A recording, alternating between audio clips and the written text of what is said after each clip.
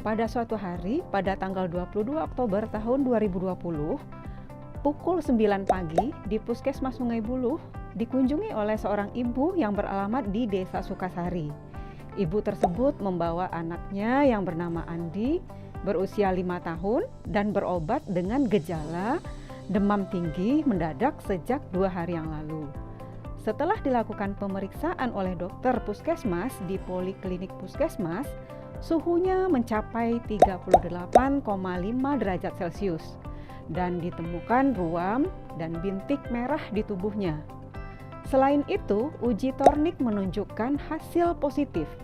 Kondisi Andi saat itu juga mengalami mimisan. Dokter puskesmas menduga Andi menderita demam berdarah. Sedangkan selama ini di wilayah Puskesmas Sungai Buluh belum pernah dilaporkan adanya kejadian demam berdarah denggi. Berdasarkan kasus tersebut, apakah Sobat TGC tahu apa kriteria KLB untuk kasus tersebut? Untuk dapat menjawab pertanyaan tersebut, mari kita simak bersama video ini hingga selesai ya.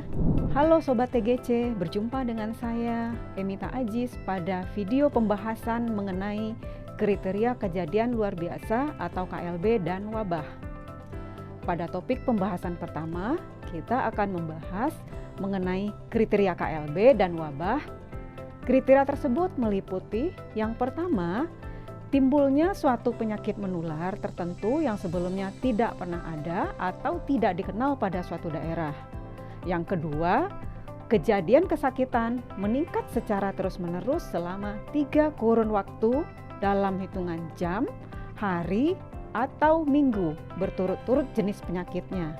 Yang ketiga, kejadian kesakitan mengalami peningkatan 2 kali atau lebih dibanding dengan periode sebelumnya dalam kurun waktu jam, hari, atau minggu menurut jenis penyakitnya.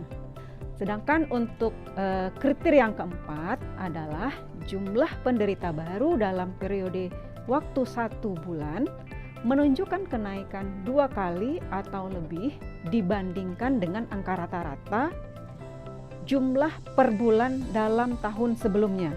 Sedangkan yang kelima adalah rata-rata jumlah kejadian kesakitan per bulan selama 1 tahun menunjukkan kenaikan 2 kali atau lebih dibanding dengan rata-rata jumlah kejadian kesakitan per bulan pada tahun berikutnya.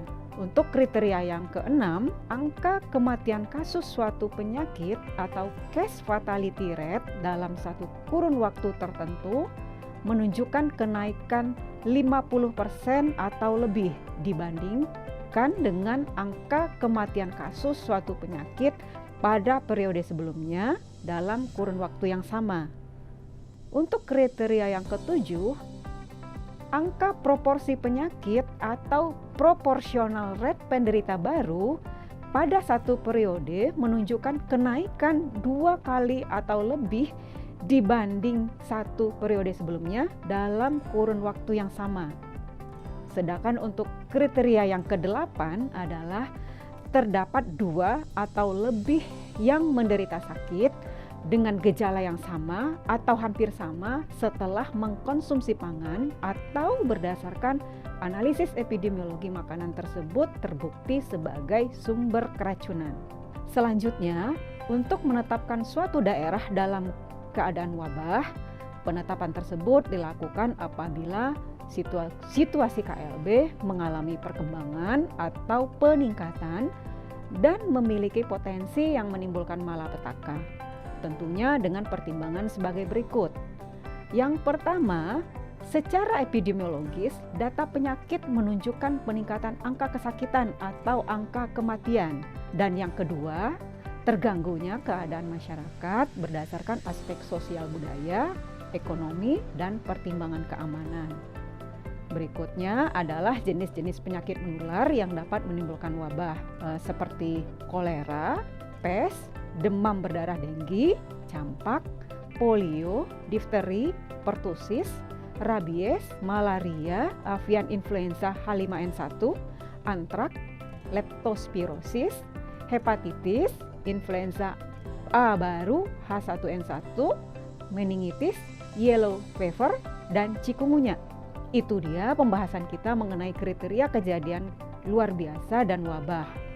Bahwa ternyata untuk menetapkan daerah KLB dan dalam kondisi wabah, terdapat kriteria atau tolak ukur yang menjadi dasar penentuannya. Bagaimana? Sekarang Sobat TGC sudah dapat menjawab pertanyaan pada bagian awal video tadi kan? Untuk memperdalam pemahaman Sobat TGC, jangan lupa membaca modul yang sudah disediakan. Pada pembahasan mengenai prinsip dasar penyelidikan epidemiologi atau PE, penyakit menular potensial KLB dan wabah. Sekian video mengenai kriteria KLB. Saya Emita Aziz, sampai jumpa di pembahasan berikutnya.